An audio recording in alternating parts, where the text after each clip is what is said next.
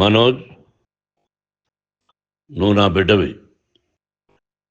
లక్ష్మీ ప్రసన్న, విష్ణువర్ధన్ బాబు, మనోజ్ కుమార్.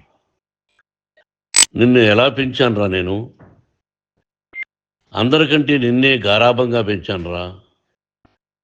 నీకే ఎక్కువ ఖర్చు పెట్టి చదివించాలని ప్రయత్నం చేశానురా. నువ్వు ఏది అడిగినా నేను నీకు ఇచ్చానురా. కానీ ఈ రోజున నువ్వు చేస్తున్న పని బిడ్డల గుండెల మీద తంతారంటారే, అలా తన్నేవరా. మనసు ఆవేదనతో కింగిపోతుందిరా. నేను మీ అమ్మ ఏడ్చుకుంటున్నావురా. జర్నలిజం ఉన్నది లేనిది, లేనిది ఉన్నట్టు రాస్తున్నారా. నువ్వు నన్ను కొట్టడం ఏంట్రా? నా బిడ్డ నన్ను తాకలా. ఇద్దరం ఘర్షణ పడ్డాం కొన్ని కారణాల వల్ల. ప్రతి ఫ్యామిలీలోనూ ఉంటాయిరా ఇవి.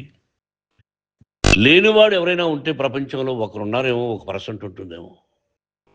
అటువంటి వాళ్ళ ఇంటికి వెళ్ళి కాళ్ళు గడిగి నిద్ర పూసుకోవచ్చు. భారత భాగవత రామాయణాలు చూశావు కదరా. ఏమిటిది? మీ అమ్మ ఎంత కుమిలిపోతుంది ఈ రోజున హాస్పిటల్ చేరింది. నీ వల్ల హాస్పిటల్ చేరుతాను. చూడు మనోజ్, నీకు అన్నీ ఇచ్చిన ఈ రోజున నువ్వు నా గుండెల మీద తనడమే కాకుండా అపకీర్తి తీసుకొచ్చావు.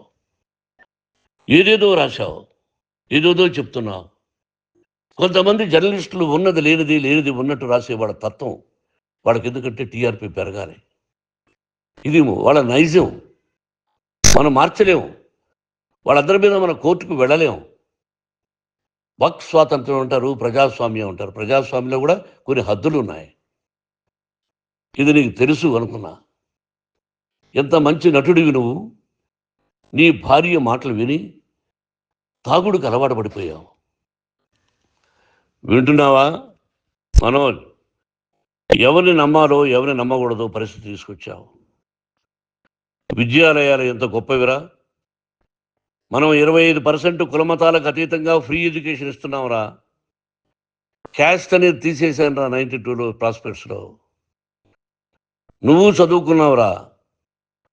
అక్కడ చదువుకున్న బిడ్డలు IAS, IPS అయ్యారా. ఎంతోమంది గొప్పవాళ్ళు అయ్యారా. నువ్వు నటుడుగా ఎంతో గొప్పవాడివి. తాగుడికి అలవాడబడి నువ్వు నీ భార్య ఇంట్లో బిహేవ్ చేస్తున్న విధానం ఆ భగవంతుడు సర్వేశ్వరుడు తెలుసు. భగవంతుడు చూస్తున్నాడు రా. నేను తప్పు చేసినా, నువ్వు తప్పు చేసినా, ఎవరు తప్పు చేసినా. ఎంత అవకాశం ఇచ్చావు మాట్లాడుకునేదానికి అందరికీ. ఇన్ని సంవత్సరాల్లో మన విద్యాలయాల్లో ఒక్క తల్లి కానీ ఒక తండ్రి కానీ ఏమైనా చెప్పారా? ఆ బిడ్డలు మన బిడ్డలు రా. మీరెంతో నాకు అక్కడ ఉన్నవాడు కూడా నా కూతుర్లు, నా కుమారులు. ఎంతమందికి ఫ్రీ ఎడ్యుకేషన్ ఇస్తున్నావు. వాడి దగ్గర ఏది ఆశించరా. నువ్వు ఎందుకు ఇలా తయారైపోయావు? ఎందుకు ఇంట్లో ఉండే పని వాళ్ళందరినీ కొడుతున్నావు? పనివాడు వాడు పని చేసుకునేదానికి మన ఇంటికి వచ్చాడు రా. ఆ పనివాడిని కొట్టడం చాలా మహాపాపంరా. నేను వేరురా.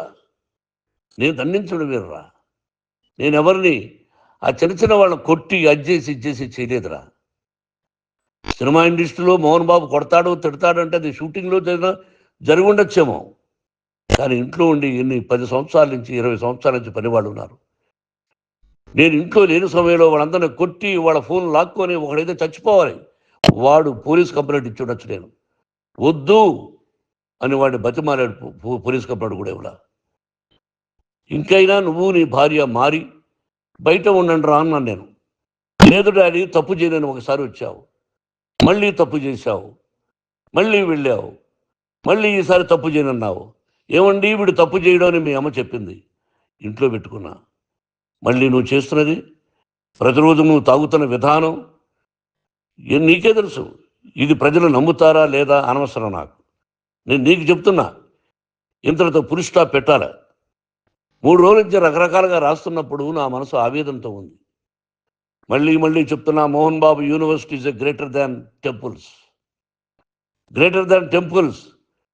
బిడ్డలను కాలేజీలో చేర్చుకునే ముందు చెప్తారు, అన్నయ్య ఎంత ఉంది యూనివర్సిటీ రూల్స్, ఇది మా పద్ధతి, మీకు ఇష్టమైతే చేర్చండి. గవర్నమెంట్ బిడ్డల్ని గవర్నమెంట్ ఏమి ఇస్తుందో ఇంత పర్సంటేజీ వాళ్ళకు కూడా మీ దగ్గర ఎందుకు డబ్బు తీసుకుంటున్నామంటే దానికి అర్థం పరమార్థం చెప్పాము. దొంగతనంగా తీసుకోలేదు. ప్రతి దానికి చెక్కులు ఉన్నాయి, అది అకౌంట్ ఉంది. దానిలో తప్పులు జరిగితే డిపార్ట్మెంట్ ఉంది. కాలేజీలో ఇంకేమైనా తప్పు జరిగితే గవర్నమెంట్ ఉంది. ఇవన్నీ నీకు తెలుసు. ఈ రోజున ప్రపంచంలోనే నెంబర్ 1గా చేయాలని మీ అన్న కష్టపడి ఇతర దేశాల్లో నెంబర్ 1 యూనివర్సిటీ టైఅప్ చేశాడు. ఈ రోజు నువ్వు చేసిన విధానం ఏమిటి? నువ్వే ఒకప్పుడు నాకు ఇవి ఏమొద్దు, నేను యాక్టింగ్ అన్నావు. ఈ రోజున ఏం చేస్తున్నావు? విద్యాలయాల మీద పడ్డావు. తల్లిదండ్రులు చాలా గొప్పవాళ్ళరా. కొంతమందికి డబ్బు కట్టలేకపోవచ్చు, కట్టని వాళ్ళకు కొంత సహాయం చేసాం. అంతా సహాయం చేయలేము. బ్యాంకుల్లో డబ్బు కట్టాలి, లెక్చరర్స్కి డబ్బులు ఇవ్వాలి, యూనివర్సిటీ బ్రహ్మాండంగా నడపాలంటే మంచి లెక్చరర్స్ కావాలి. ఇవన్నీ తెలిసి చేస్తున్నావురా 32-33 సంవత్సరాల నుంచి. అది పక్కన పెడితే అందరినీ కొట్టడానికి వస్తావు. మీ అన్నం తిడతావు. ఒక వ్యక్తి వినయ్ గారని ఆయన వ్యక్తి హెల్ప్ చేయడానికి వస్తే ఆ వినయ్ ఎవరు లజ్జాగుడికి చంపేస్తాను వాడు అన్నావు. ఇవన్నీ ఎంత తప్పురా? అంటే మీ నాన్నగారికి ఎవరు సహాయం చేయడానికి వస్తే వాళ్ళందరినీ లజ్జాగుడుకులు అంటావు, చంపేస్తానంటావు. మీ అన్నను చంపేస్తానన్నావు. చంపరా చూద్దాం మీ అన్న. నేనే అన్నా. తాకరా నీ ధైర్యం ఉంటే అన్నా. ఎంతమందిని చంపాలనుకుంటున్నావు? ఎంతమందిని చేయాలనుకుంటున్నావు? నువ్వు ఏం సాధించాలనుకుంటున్నావు? ఆలోచించుకో. ఈ ఇంట్లోకి అడుగు పెట్టడానికి నీకు అధికారం లేదు. ఇది నా కష్టార్జితం. మా నాన్నగారు 10 రూపాయలు 10 పైసలు కూడా ఇవ్వలేదురా. మంచి జన్మనిచ్చాడు మా నాన్నగారు. మద్రాసుకు వెళ్ళి వీధుల్లో అడుగు తిన్నాను రా. ఒక పూట కూడా భోజనం లేకుండా అడుగు తిన్నాను రా. న్యాయంగా మోహన్ బాబు తిడతాడు కొడతాడంటారు కానీ మోసగడనం లేదురా. నీట్ పార్లమెంటేరియన్గా బయట వచ్చాను రా. నువ్వు నా పరువు ప్రఖ్యాతులు మంట కలిపావు. ఏమిటి నేను చేసిన అన్యాయం? నీకు జన్మనిచ్చాను, అదా నేను చేసిన పాపం. అందుకే ఇది నా ఇల్లు అన్నావు. నువ్వు నీ ఇల్లు కాదు.